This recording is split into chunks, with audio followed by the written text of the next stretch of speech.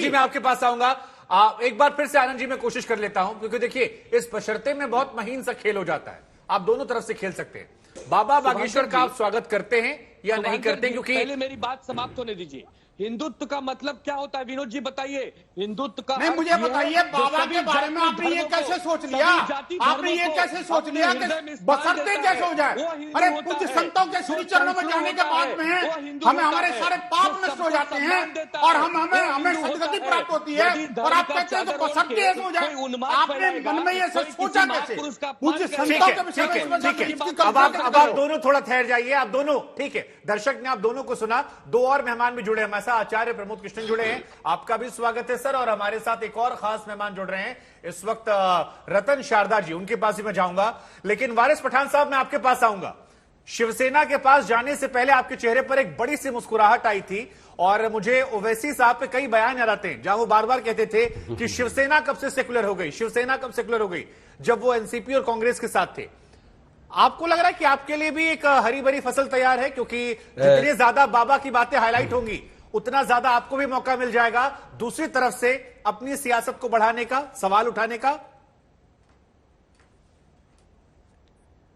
देखिए सर, सबसे पहली बात तो ये कि हम डेमोक्रेसी में रहते हैं, संविधान को मानते हैं, freedom of speech and expression दिया गया है। जितना अधिकार धीरेन्द्र शास्त्री को दिया गया है कहीं भी जाके बोलने का, उतना ही अधिकार वारिस पठान को भी दिया गया है कहीं भी जाके बोलने का, तो मुझे भी ये अधिकार दिया जाए। लेकिन आपको सबको पता है, देशवासियों को, कि कुछ लोग हमारे राज्य में आए हैं महाराष्ट्र के अंदर एक तरह से अराजकता फैलाने के। उनकी मंशा, इंटेंशन पूरे देश के सामने है, सबको पता है कि वो यहाँ क्यों आए, हिंदू राष्ट्र की बात करना है। नागपुर में भी उन्होंने ऐसे बयान दे दिए थे कुछ।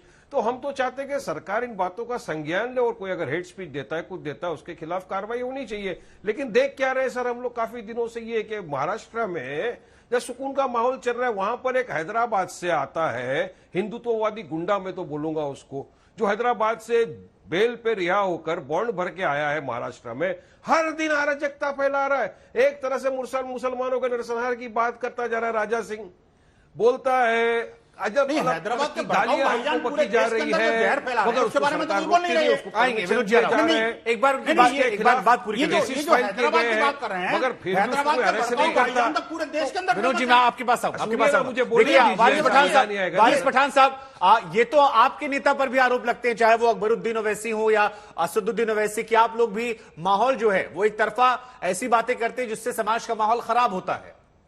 ये तो सरतन संजुदा की गैंग के साथ खड़े हुए हैं, ऐसे आरोप आप लोग। सर जी, हमारे नेता असदुद्दीन ओवैसी साहब हो, अकबरुद्दीन ओवैसी साहब हो, इन्होंने तकरीबन पिछले इतने सालों में हजारों रैलियां की है, सैकड़ों भाषण दिए।